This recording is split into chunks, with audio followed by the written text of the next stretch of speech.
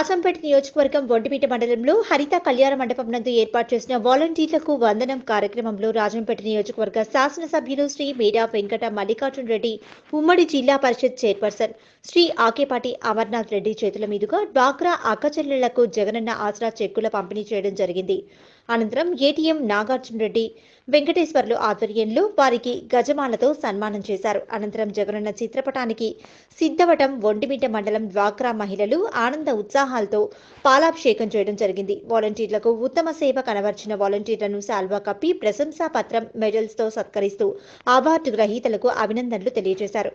ఈ సందర్భంగా ఎమ్మెల్యే గారు మాట్లాడుతూ ప్రజల వద్దకు పాలన అందించడం కోసం గ్రామ సచివాలయ వ్యవస్థ నెలకొల్పి సచివాలయాలకు ప్రజలకు మధ్య వారధిగా వాలంటీర్ల వ్యవస్థ తీసుకువచ్చి వాలంటీర్లను వారధులుగా చేసి ప్రజలకు సేవ చేసే గొప్ప అవకాశాన్ని ఎంతో మంది యువతకు కల్పించిన ఘనత జగనన్నకే దక్కుతుందని కొనియాడారు.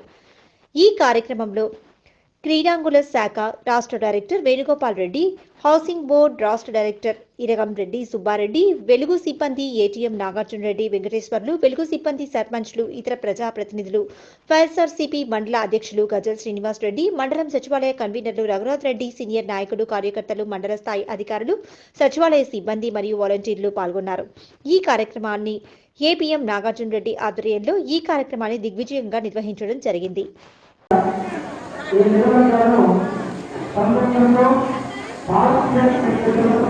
అదేవిధంగా వేదికలందరికీ పెద్దలందరికీ ఈ కార్యక్రమానికి మాట్లాడతాం.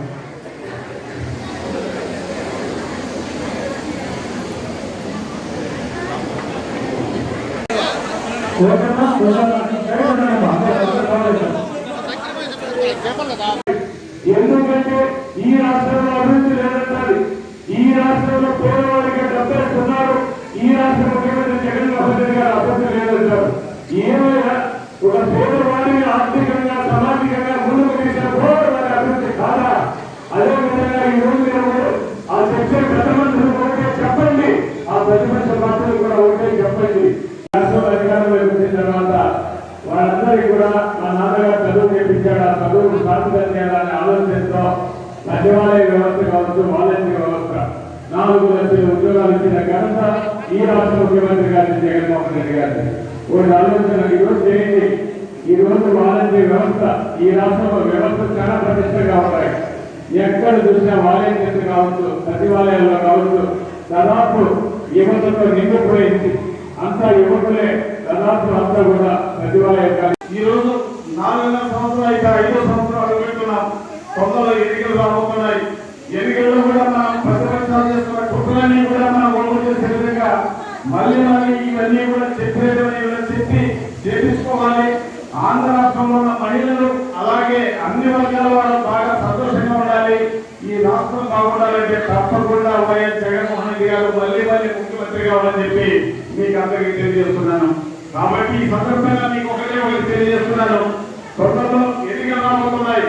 ప్రతిపక్షాలు ఏదైనా కుట్రవాళ్ళు ఎక్కడ ఏం చెప్పినా మీరు నమ్ముతుంది దయచేసి. ఎందుకంటే మన ముఖ్యమంత్రి గారు చెప్పినారంటే చేసి నిరూపిస్తారు. మన ముఖ్యమంత్రి గారికి అదే తెలుసు.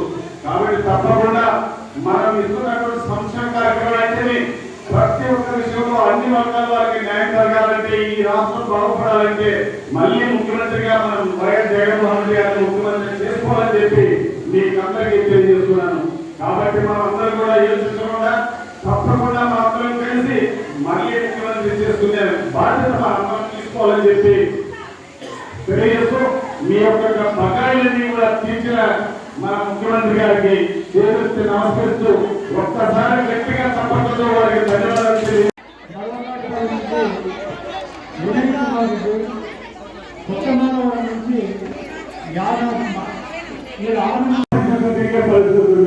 రేషన్ కార్డు ఆఫీస్ నీ ఊళ్ళో ఒక భూమి సర్వే కావాలంటే నెలల తరబడి ఆఫీసులు తిరిగే పరిస్థితి ఉండేది ఆ రోజుల్లో.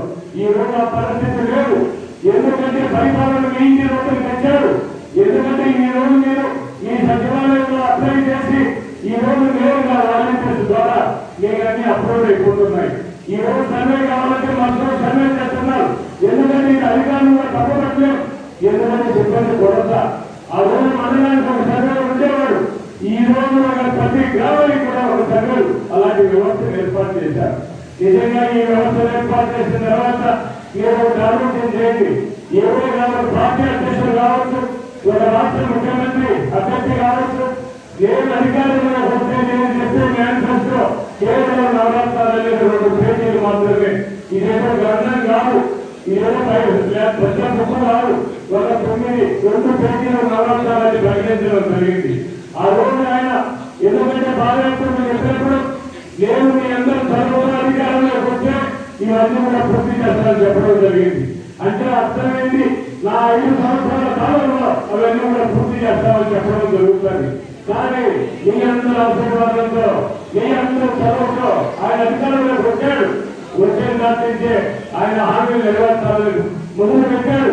దాదాపు 2 సంవత్సరాల కాలంలోనే 100% హామీలన్నీ కూడా పూర్తి చేయడం జరిగింది. ఈ రోజు ఒక ఆలోచన చేయండి. ప్రతి మా నాన్నగారు ఆ రోజు ఫీజు రియంబర్స్మెంట్ ఇచ్చారు. ఎంతో మంది ఇంజనీర్లు డాక్టర్లు ఈ రోజు ఎంసీ డిగ్రీ చదివారు. వాళ్ళ చదువుకు ప్రార్థన చేయాలా? ఆయన అధికారంలోకి వచ్చినప్పటికీ 4 లక్షల ఉద్యోగాలు ఇచ్చిన ఘనత ఈ రాష్ట్ర ప్రభుత్వం, ఈ రాష్ట్ర ముఖ్యమంత్రి గారిని. సచివాలయ వ్యవస్థ కావచ్చు, వాలంటీర్ వ్యవస్థ కావచ్చు, ఎన్నో వ్యవస్థల ద్వారా ఈ రోజు లక్షలాది ఉద్యోగాలు ఇవ్వడం జరిగింది. ఈ రోజు మీరు ఆలోచన చేయండి. ఈ రోజైనా అధికారంలోకి వచ్చినటువంటి కరోనా వచ్చింది, ప్రపంచ దేశాలన్నీ కూడా గర్వపడాలి.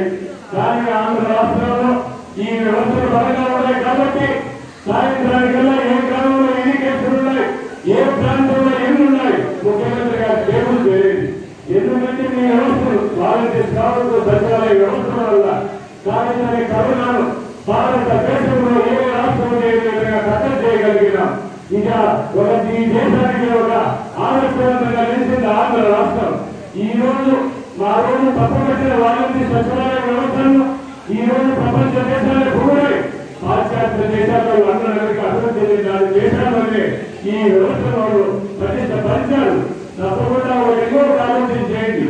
ఈ రోజు ఆ రోజు 4 డిగ్రీ చదివిస్తే ఎందుకంటే చిన్నతనం నుంచే చదువుతారు.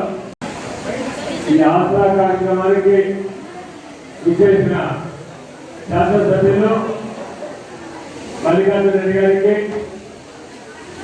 పీడీ గారికి, వేదికను అందించిన ప్రజాప్రతినిధులకు, అధికారులకు, పాత్రికేయులకు, 2 మండలాల ప్రతి గ్రామం నుంచి విచ్చేసిన సోదరీమణులకు మీరందరికీ పేరు పేరున నా హృదయపూర్వక నమస్కారాలు తెలియజేస్తూ, నిజంగా ఇంతమంది మహిళలు చూసినప్పుడు మనం ఆ రోజు జగన్నేత రాజశేఖర రెడ్డి గారిని గుర్తు చేసుకో తప్పదు.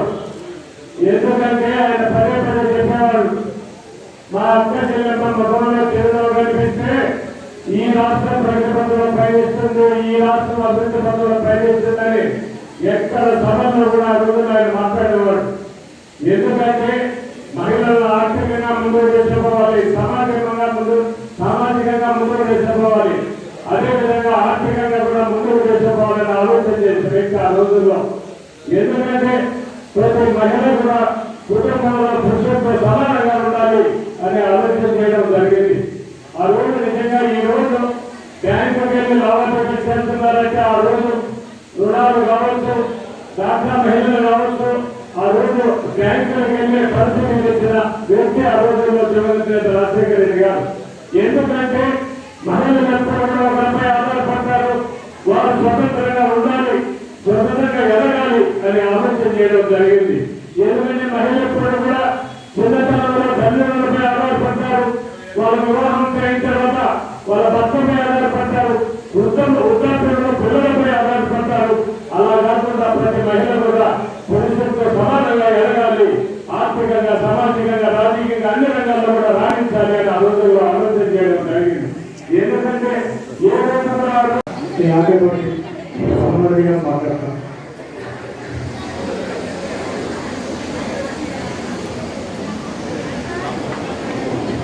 ఒకసారి ఈ మార్పును గమనించాలా.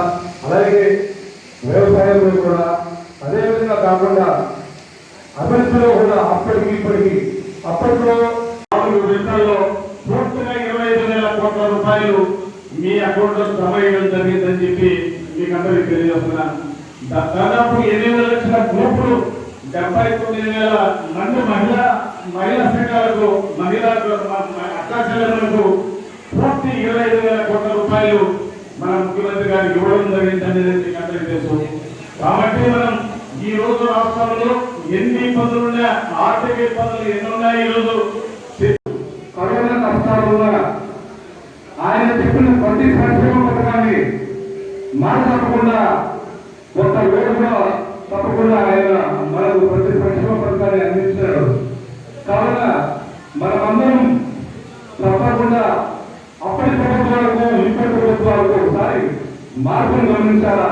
అది ఎందుకంటే ఇంట్లో వేరే ఉంటారు కాబట్టి టీవీ చూస్తుంటారు. అప్పటి ప్రభుత్వానికి ఇప్పటి ప్రభుత్వానికి అప్పట్లో మనకి కాదు, ప్రజలకు తెలుసు ప్రజలకు ఏం కావాలి. 4 నేడు జగన్ దిగన అమ్మఒడి ఇన్ని రకరకాల కార్యక్రమాలను ఈ ప్రభుత్వం మీకు ఇస్తుంది కాబట్టి దాని మీరు తీసుకొని మిమ్మల్ని అందరినీ కూడా అభినందించక తప్పదు. ఎందుకంటే ఈ రాష్ట్రంలో ప్రభుత్వం ఏర్పడిన తర్వాత ఈ రాష్ట్రంలో కరోనా వచ్చింది. నిజంగా ఆ కరోనా టైంలో చాలా మంది ఎన్నో నుంచి బయటకు వచ్చే పరిస్థితి లేదు. ఎందుకంటే ప్రపంచ దేశాలే గడగడలాడాయి. అలాంటి పరిస్థితుల్లో మీరు వాలంటీర్స్ అంతా కూడా ఎంతో ధైర్యంగా ప్రతి వీధిలో తిరిగి, ఎందుకంటే సాయంత్రానికి గల ఏ వాటిలో ఎన్ని కేసులు ఉన్నాయి ముఖ్యమంత్రి గారు చేయడం చేయలేదు. నిజంగా మనం ఈ ఆంధ్ర రాష్ట్రంలో కరోనాను కట్టడి చేయగలిగామంటే మీ అందరి సహకారం ఉంటుంది, ముఖ్యంగా వాలంటీర్స్ సహకారం ఉంటుంది కట్టడి చేయగలిగాం. ఆ రోజు వాలంటీర్స్ అందరూ కూడా తప్పుపడ్డారు. వీళ్ళంతా నిజంగా ఇది వేస్తూ ఈ వ్యవస్థలో వద్దు అని పదే మాట్లాడాయి.